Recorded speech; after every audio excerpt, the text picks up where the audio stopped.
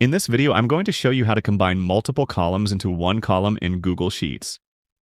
Open your Google Chrome web browser. In the top right corner, click on the grid icon. From the drop-down menu, click on Sheets.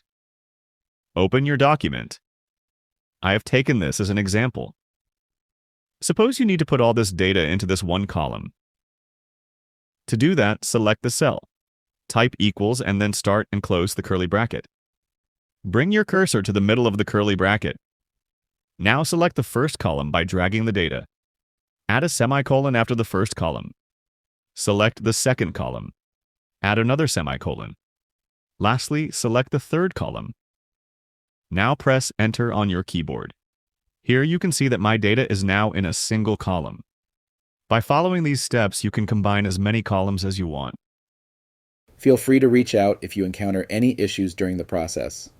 If this video helps you out, please leave a like and subscribe. Comment below if you have any questions. If you need further assistance, consider hiring a professional using the link in this video below.